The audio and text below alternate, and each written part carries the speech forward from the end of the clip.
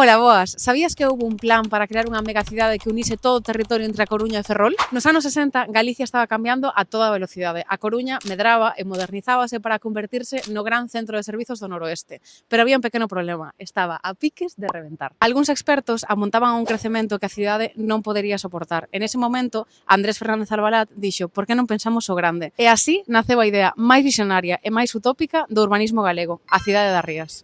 En 1968 publicase esta idea de Albalat de crear unha megacidade entre a Coruña e Ferrol, unida por pontes, túneles e unha vía rápida que atravesaba todo o territorio. A proposta era incrible. A creación dunha cidade nova no medio das dúas que iba a albergar a 600.000 habitantes e estaba inspirada naquelas Newtown inglesas. Barrios de 8.000 persoas con mercados, escolas, gardarías e centros cívicos. 3 barrios formarían unha unidade urbana media. 6 unidades urbanas, un distrito e 6 distritos, unha gran cidade. En total, 56 km de cidade nova, integrada con Miño, Pontedeume, Sada, Ares e moitos máis núcleos que nunca perderían a súa identidade. Bloques abertos, separación total entre coche e peón e moito verde entre bloques. E por qué? Porque os estudos da época dicían que a Coruña ia ter 1 millón de habitantes no ano 2000. A realidade é que nin se lle acercou daquela, nin se lle acerca hoxe. Nunca se chegou a aplicar como instrumento legal e quedouse nunha utopía. Pero xa dicía Albalat no ano 2016 que as utopías poden ser verdades prematuras. Por veces, o importante non é o que anuncian, senón o que denuncian. E o que denunciaba a cidade das Rías é algo que aínda hoxe segue sendo un desafío: